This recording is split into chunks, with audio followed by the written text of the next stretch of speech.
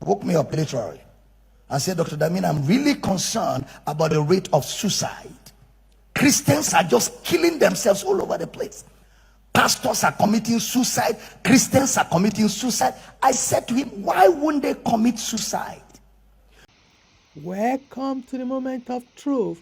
Please stay tuned as I'm going somewhere.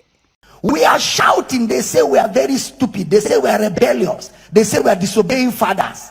We are shouting that the kind of messages preached in church will produce greed, will produce depression, and cause people to kill themselves. When all a church preaches is materialism, when the true word of a Christian is reflected by car, house, money, if those things don't come, why won't he be depressed? Why won't he kill himself? When people are not given the joy of salvation, when the joy of salvation is being mocked at, meanwhile all we have is that joy of salvation. You know, in this church, we don't care what car you drive, we don't care what suit you wear, we don't care your wristwatch, and we don't care where you walk.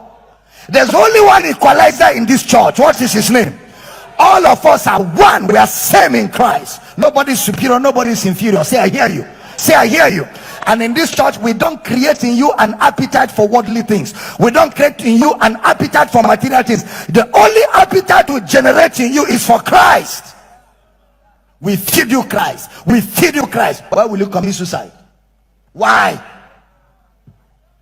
Which side is the depression coming from? But if what I was teaching you is you will make it, you must get there. We must take over. We must take over. See, those messages, first of all, they make you feel like God is not trying. They make you feel that God has forgotten you. They even if God is blessing you, you are not aware of it, because where your eye is, evil eye.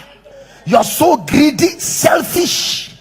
All you want is to get it by all means, because Christianity has been measured by material things. But if all our hope is in this world, we are of all men miserable. So those messages is the reason why Christians are committing suicide.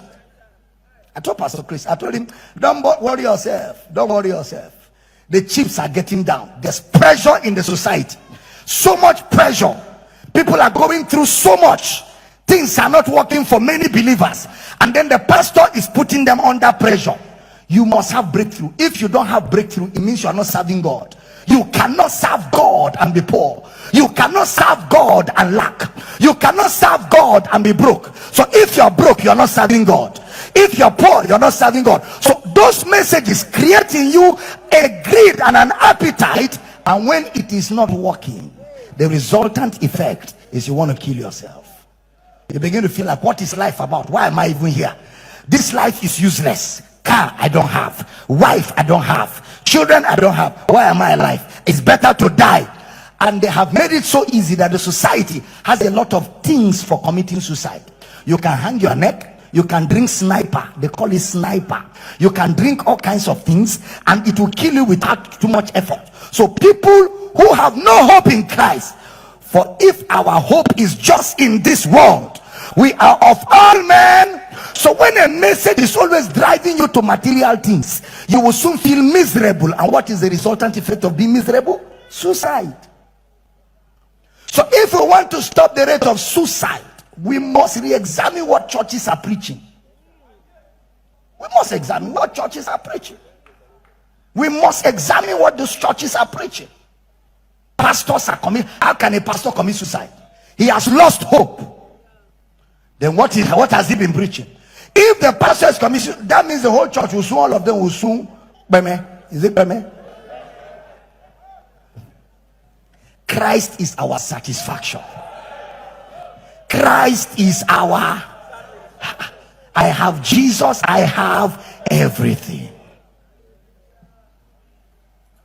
Contentment is vital. What did I call it? Contentment. Godliness with is what? Great gain. For it is certain we brought nothing into this world, and it is certain we will take nothing out of this house. So therefore, having clothes and food, let us therewith be content. Greed. Messages that generate greed are from the pit of hell. They are from where? Pit of hell. Brother Paul said, anybody that preaches that gain is godliness is destitute of the truth. He is anybody that defines you by things, defines you by your car, your house, your clothes. He is destitute. You know who a destitute is? That man, even if he's a bishop, he is destitute of the truth. Preaching that gain is godliness is a twisting of the gospel. It's a perversion, because it is godliness with contentment that is gain.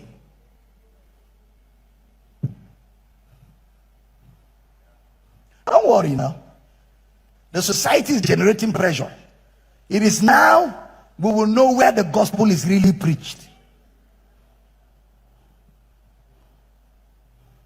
It is now we will know.